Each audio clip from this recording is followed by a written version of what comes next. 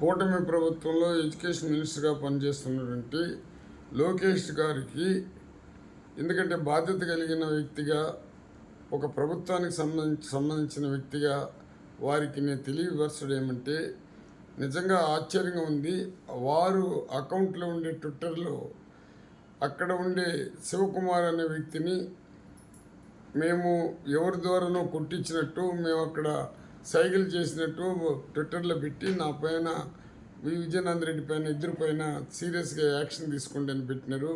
ఒక బాధ్యత కలిగినటువంటి వ్యక్తి నిజానిజాలు తెలుసుకొని మీరు యాక్షన్ తీసుకుంటే నేనేం తప్పు అని చెప్పటం లేదు. మేము అక్కడ ఉండింది వాస్తవం, అది మండి లోపల కూర్చొని ఉండింది వాస్తవం. కింద ఏం జరిగిందో కూడా నేను చూడలేదు. అందులో శివకుమార్ ఎస్ఏ అని కూడా చెప్తున్నారు. అతను ఫోటోగ్రాఫర్గా మీరు మీ మాటలు బట్టి ఫోటోగ్రాఫర్ అనిపిస్తున్నది. ఏ రోజు కూడా నేను నా జీవితంలో నా రాజకీయంలో కూడా ఏ రోజు కూడా ఎస్సీల పైన కేసు పెట్టి ఎస్సీల్లో కొట్టించే చరిత్ర నాకు లేదు. దయించి మీరు ఇటువంటి దీనికి ఎందుకు ఇంత కక్ష? ఒకవేళ నేను వైఎస్ఆర్ పార్టీలో ఉండేది వాస్తవం. పార్టీ తరఫున మీరు చేస్తూ ఉండే ప్రజలకు ఇది చేయండి అది చేయండి, మీరు ఇచ్చిన ప్రామిసులు నెరవేర్చండి అని నేను స్టేట్మెంట్లు ఇస్తుండేది వాస్తవం.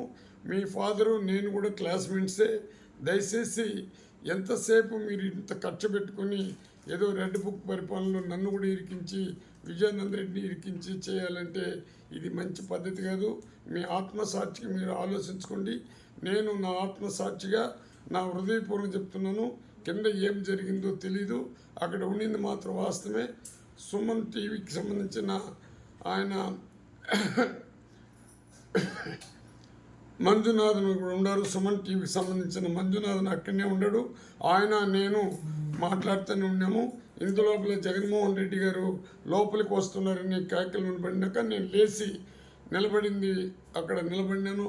అంతేగాని ఆ శివకుమార్ అతన్ని కొట్టింది కానీ అతన్ని తిట్టింది కానీ నేను ఎటువంటి పరిస్థితుల్ని చూడలేదు. ఎందుకు ఎటువంటి ట్విట్టర్లు పెట్టి మానసిక ఇబ్బంది పెట్టే కార్యక్రమాలు చేసేది? మీ మనసు